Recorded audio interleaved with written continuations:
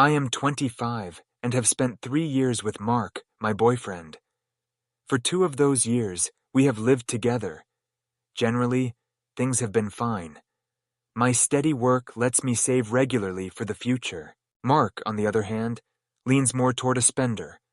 He enjoys organizing impromptu excursions, socializing, and the newest devices. While I usually look ahead, this kind of guy considers savoring life in the moment. This disparity has always existed, but until lately it hardly bothered me. Mark said a few months ago he was having trouble with credit card debt. Since I felt something was off, I wasn't particularly surprised. He had been fairly consistent in his purchases of pricey items, including a new gaming system, luxury sneakers, and dinners out with pals, but I never pressed. I did not, however, expect the debt to be as great as it was. He claimed to be only paying the minimum each month and had maxed out 2 of his cards. His management was becoming difficult as the fast accumulating interest grew. Mark began talking a lot about buying a house together about the same time. I first dismissed him as not serious. We had lightly discussed it in the past, but it was always a someday kind of chat. But lately, it was starting to take shape in his consciousness more practically. He would mention it during dinner, in the vehicle, or even while we were just lounging on the couch watching TV. According to him, our relationship was moving logically toward this. He said that owning a house would help us to firmly anchor our future together. To be really honest, I wasn't sure. I have been saving for years. Although I would want to have a house at some time, I am not ready yet, particularly given Mark's debt hangs over our heads. As much as I love him and saw a future with him, I told him I didn't want to hurry into house buying until we were both financially stable. His credit card debt unsettled me. It didn't seem like the appropriate moment. Mark, though, did not view it that way. He waved aside my worries, stating we could manage it together. He kept pointing out that if we combined our wages, we could qualify for a nice mortgage, and I had enough savings to help with the down payment. He gave me his word that everything will sort out once we are living in the house. Though he never fully explained how, he was sure everything would work out. Then one evening, Mark advised we apply for a joint mortgage. He had been browsing internet homes and even forwarded a few to me. I started to somewhat panic at that point. Clearly, his debt would influence our chances of being authorized. I raised this, but Mark seemed like it wasn't really important. He advised me not to be overanalyzing things and to start trusting him and us as a pair more. From then, there was growing conflict between us. He started suggesting that perhaps my resistance to moving forward with the house indicated I wasn't totally dedicated to the relationship. He never said it straightforwardly, but he was obviously growing annoyed with my reluctance. He would dismiss or accuse me of questioning our future together every time I mentioned his debt. By now, I was beginning to doubt myself. Was I approaching things too cautiously? Was I dragging us back since I was preoccupied with the financial hazards? Alternatively, was Mark unrealistic about our means of affordability? I asked friends for guidance, as I had no idea what to believe anymore. They were all on the same page. Exercise caution. Given Mark's debt load, they reminded me that the first priority should be financial stability. If I wasn't absolutely comfortable, they advised me not to rush into something that may bind me down financially. Having spoken with friends, I felt a little more grounded and chose to share this with my parents. Though cautious as well, they were encouraging. They advised Mark and me that maybe it wasn't the proper moment to commit to such a large degree, and that I needed to safeguard my own financial future. Given their level-headed approach to money, my parents' counsel was much valued. Mark persisted even with all of this. It felt like every conversation was turning into him attempting to persuade me why we should buy a property right away. He started forwarding me more house listings and even made statements like, "We have to act now before the market gets worse." Things came to a head one night. He gave me still another listing, and I reminded him once more that I wasn't ready. That was the occasion of our first major financial dispute. Mark let out a scream. He advised me that perhaps we shouldn't be together at all if I wasn't ready to assist with property purchase. Hearing him say that totally threw me off. over something so crucial. I expected him to offer me an ultimatum. I felt perplexed and wounded. He seemed to be attempting emotional manipulation of me into deciding on a choice I wasn't ready for. I now find myself questioning whether I'm simply overreacting, or if this represents a major red flag. Though I love Mark, I find myself uncomfortable about all that is going on. More than I would have anticipated, the strain, the debt, and the hurry are all beginning to weigh on me. I'm not sure what to do. Following Mark's ultimatum, I stayed up late, flipping and turning. If you're not willing to help me buy the house, maybe we shouldn't be together, I kept repeating in my thoughts. It felt like everything we had created over the past 3 years was suddenly precariously poised on the brink of collapse because of this one big choice. Still, the more I considered it, the more perplexed I grew. Was he merely not paying our financial realities any attention, or was I too cautious? Neither of us mentioned it the next morning. We both seemed to have silently decided to overlook the circumstances. Still, the stress permeated the atmosphere. We went about our regular schedule, getting ready for work and brewing coffee, but there was an awkward quiet between us. Things remained this way throughout the following many days. We steered clear of the house completely, as if ignoring it would solve the problem. Of course, though, it did not. Mark's attitude began to change instead. He started uttering passive-aggressive remarks, like those of everyone else we knew who was settling down and purchasing a house. He even mentioned some we both knew from college who had recently purchased their first house. Every interaction seemed to be his means of subtly disparaging my choice to not proceed with the house. He would drop these little remarks, but I understood his point of view. Then something else happened. His parents started to participate. His mother, in her late 50s, stated casually that it was such a fantastic time to buy a property at a family get-together. She didn't say it straightforwardly, but I sensed pressure developing. Though they had always been encouraging of our relationship, lately his parents seemed to be suggesting that Mark and I would be settling down soon and purchasing a house. They obviously either didn't care or knew nothing about Mark's financial circumstances. Though it was subdued, I could feel their drive too. Their view of homeownership as the next natural progression for us made me feel even more confined. Still, I stayed strong in spite of all. I felt not ready, and no pressure would be able to make it different. I reasoned perhaps Mark would back off, allowing me some time to consider. Rather, he purchased a brand new gaming system. It was among those limited edition models with all the accessories, not cheap either. My stomach turned over seeing him spend that type of money so carelessly. Knowing he was severely in debt on credit cards, how could he be so heedless? It begged even more questions in my mind regarding our actual financial agreement.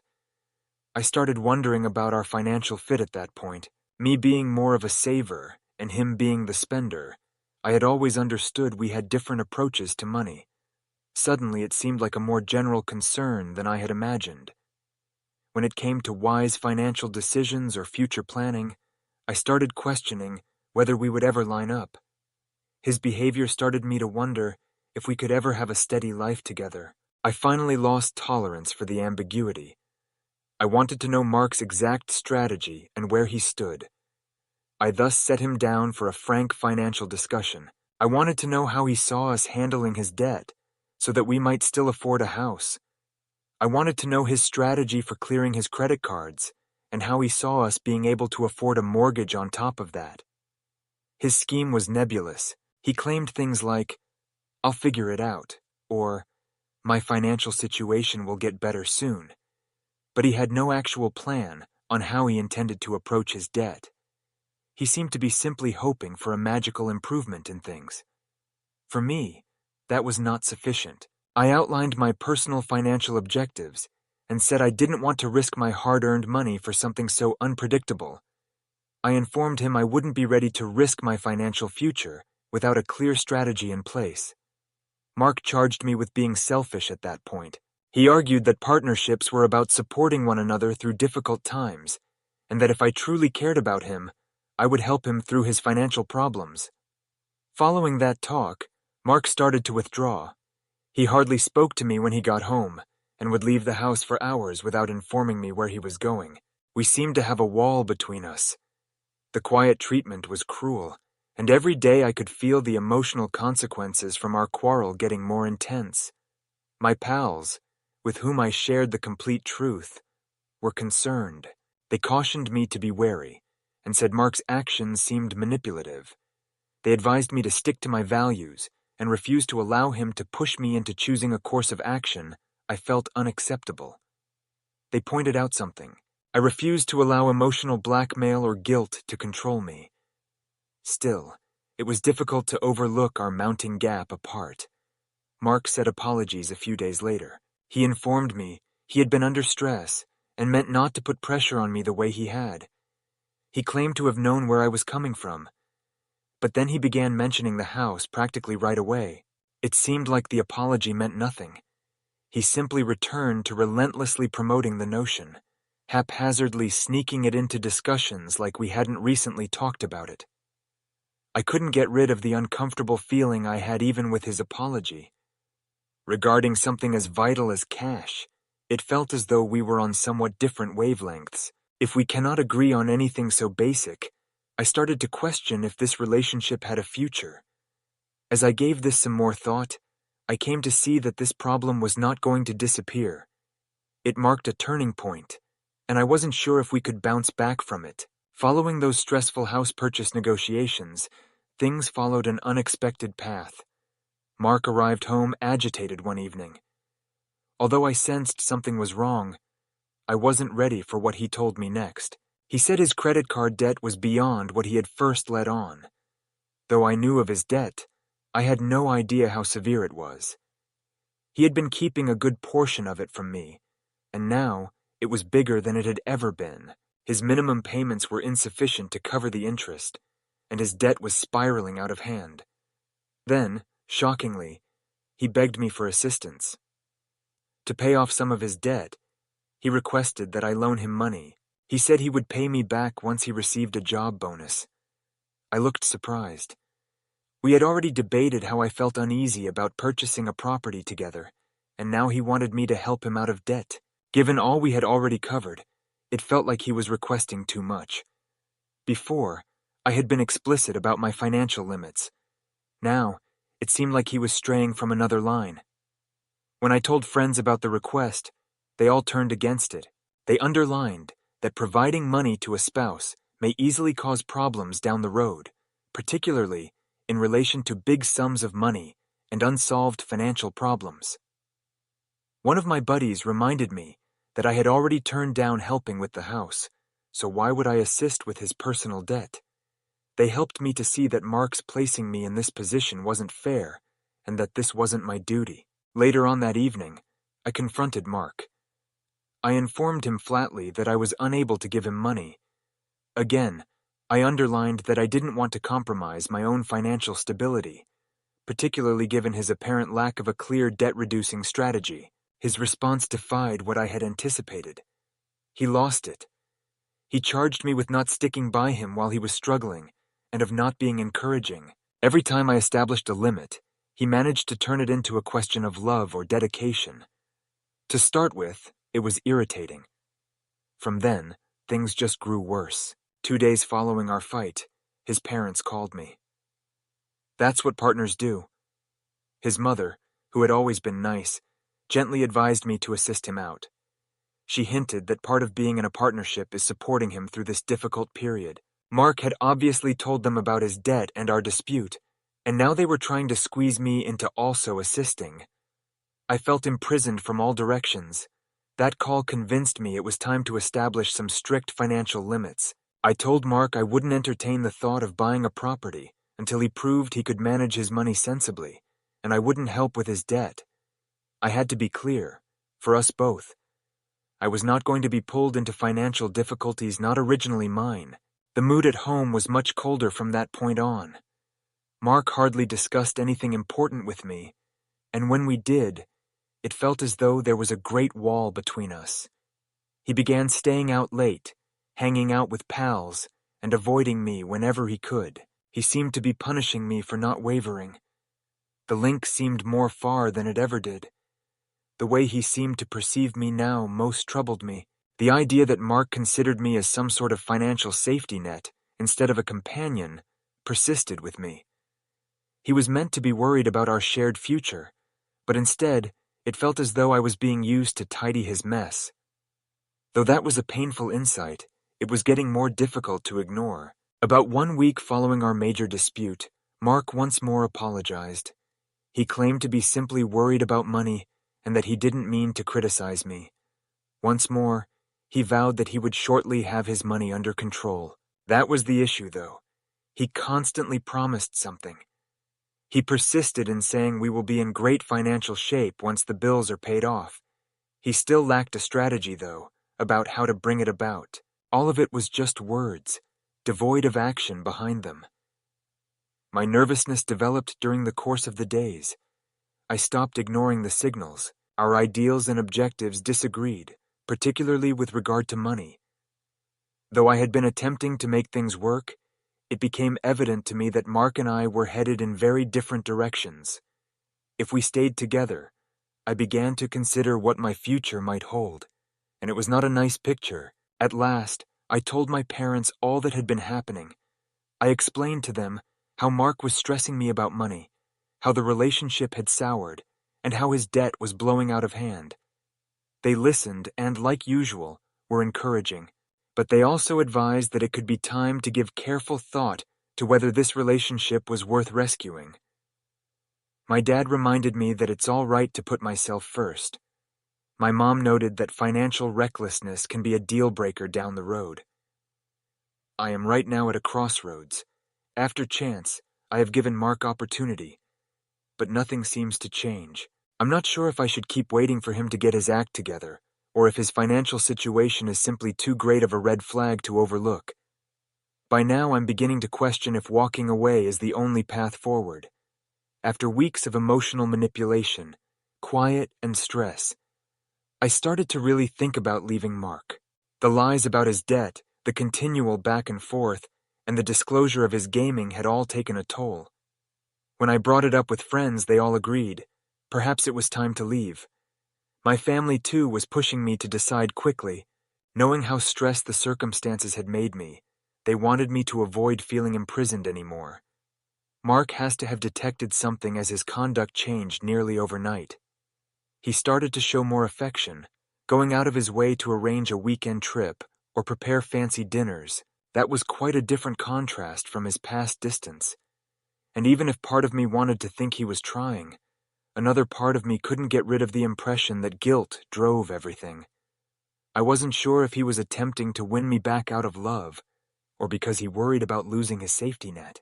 Mark then advised we look into couples therapy. I knew nothing about what to believe.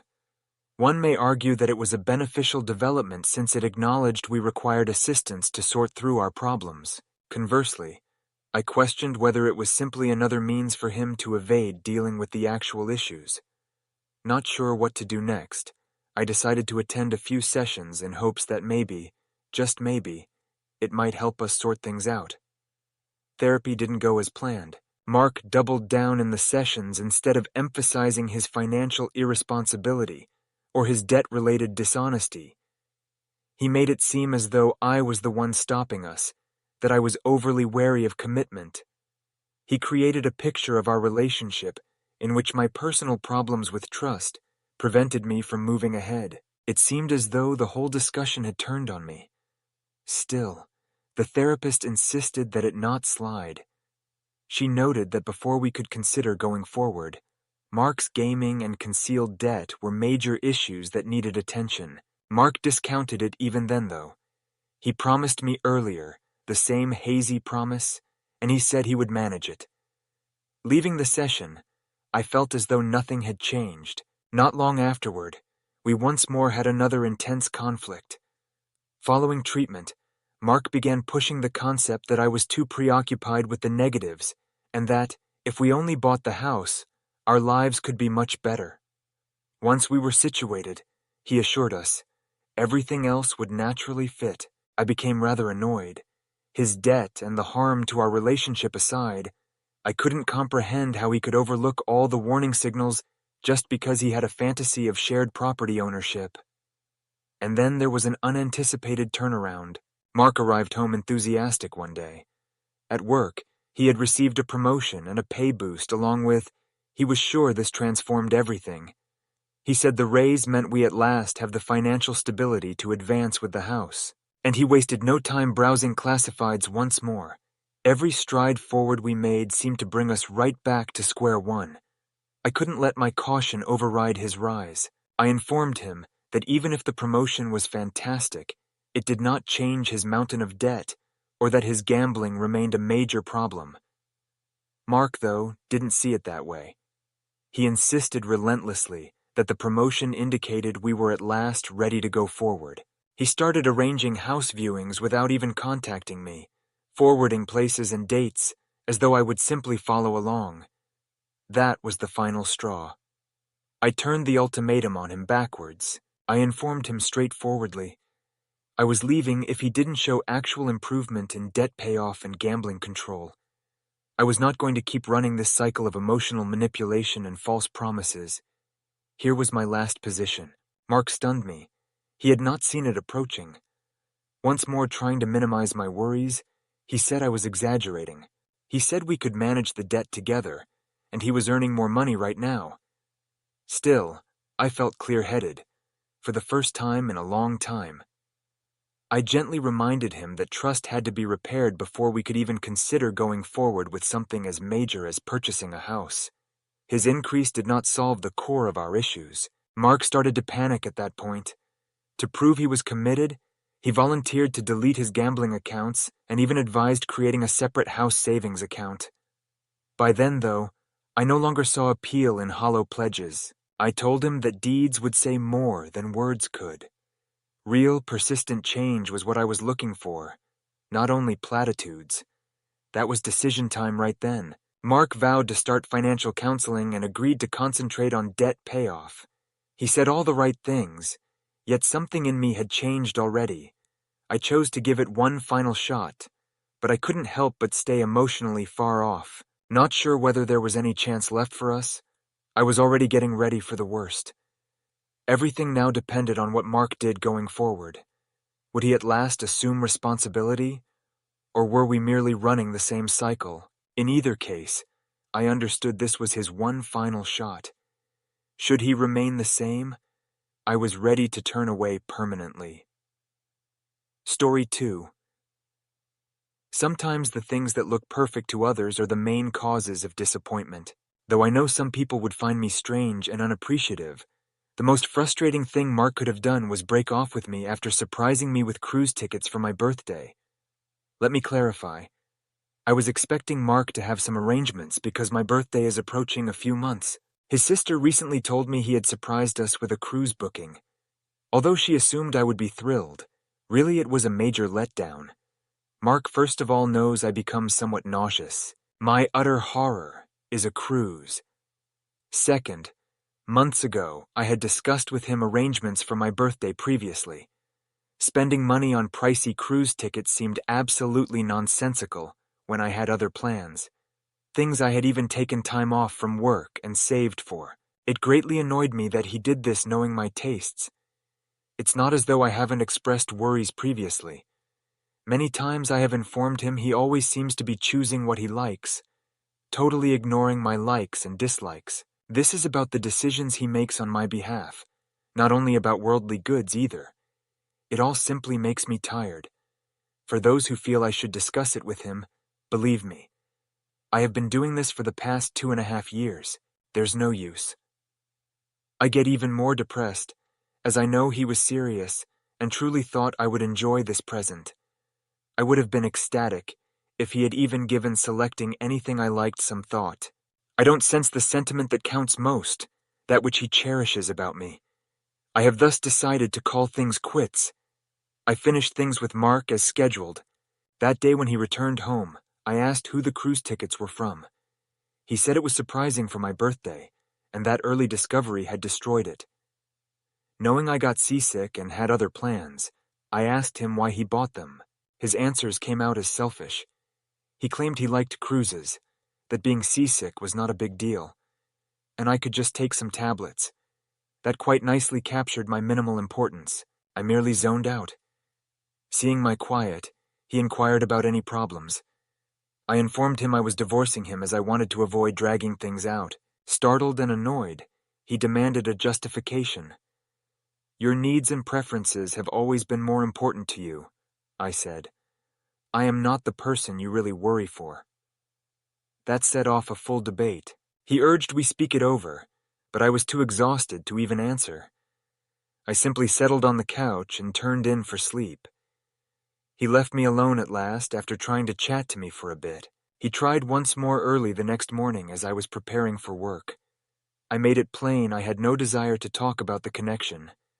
I could arrange time during my break at work if he wanted to discuss joint expenditures or lease breaking. Later that day, I grabbed a pen and paper and noted events over the past 6 months when Mark had displayed that same self-serving mentality.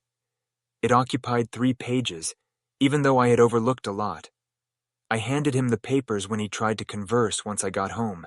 "This is what has been troubling me," I said. He read them, then left me by myself. He rejects the idea that we are done. He keeps urging therapy, but I have decided otherwise. The lease, which he objects to breaking, is the only thing keeping me from leaving. He believes this to be just transient. I thus chose to personally investigate my possibilities by visiting the rental office. The leasing office advised me there was a method to break the lease early, but it would have been so costly I cannot afford it. I became caught. Mark wouldn't do it, even although applying together would be considerably less expensive. I have to stay in this house till the lease expires 4 months from now. I've started getting ready to leave. Already at my sister's house are my most important records. I'll do closer to the move buying stuff for my new flat. All that remains is, regarding Mark, his attempts to fix everything continue unabated. "First," he said, "nothing I wrote in that document ever happened." He quieted down when I showed him texts and other evidence. Then he made the decision to choose specific events where he felt he was mistaken and try to correct them, without even asking if that's what I wanted. If he had from the start taken my sentiments into account, it would have been great. His never really felt he was doing anything wrong hurts me most. He really felt his decisions were always wiser and more logical than mine. My grandma, for instance, liked orchids. I would often get them to remember her after she passed away. It usually made me feel better. Once, working late, I asked Mark to pick some up for me. Saying he believed they were more beautiful, he brought roses home. I once more asked him to drive my automobile to the years-long used mechanic. He brought it to someone else, alleging my mechanic was fraudulent. He never had even seen the man. He simply developed a view based on, well, who knows? Eventually I drove my car to my regular mechanic, and he corrected the issue for a small portion of the cost. Then there was the occasion I was invited to a party where one of my former friends was also scheduled to attend. We weren't on great terms, hence I chose not to go. Mark lied to me, stating I should attend since this individual wasn't going to be there. We were taken aback to see my pal when we arrived there. Mark felt he could just stop this person from approaching us, hence I almost lost my best buddy. These are only a handful of the ways Mark would decide what he felt was best for me without ever talking about it with me. I know I have some responsibility for letting him be this way too. I tried to be upbeat, considering that he was at least trying even though he was misinformed. Saying he cared for me, wanted to shield me from manipulators and scammers, and was doing things no one else ever had for me. My sister and friends confirmed that idea when I discussed it with them. Though I ended up settling, their comments made me feel a little depressed. Everyone said that by thinking badly of his sincere efforts, I was being unappreciative. Looking back, I am furious with myself for allowing it all to happen. I will not be repeating that error. I thus ignore Mark every time he tries to talk to me about anything except the lease. That I seem not bothered about calling it quits surprises him. He doesn't know I'm truly happy now. I've already mourned the relationship. I have shared my choice with friends and family.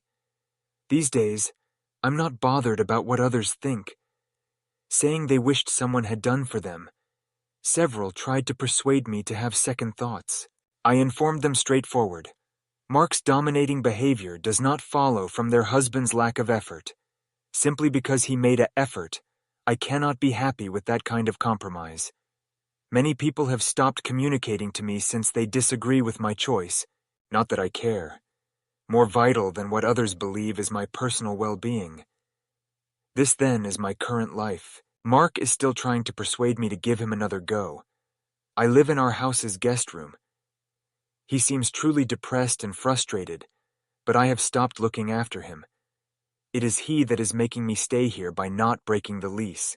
We share a house like roommates. We shop for ourselves, cook, and clean. I never answer his calls or messages when he's not. I avoid talking to him while he's home. His penalty for making me live like a hostage is this. For the next 4 months, I will overlook him as though he does not exist. He had to decide between breaking the lease or living like this. Apart from that, I'm doing nicely. Living my life, I'm heading to work. I have standards and limits that I never want to violate or let someone else violate once more. I will never let someone treat me in such manner once more. What I went through was sufficient to impart knowledge to me. Some people indeed control us and try to convince us that their choices are always best for us. Still, we are in charge of letting that conduct go on. We compromise, attempt to see the good, and ultimately, we give up our own authority to make personal decisions. No one will care for us as truly as we can for ourselves. None know us better than we do.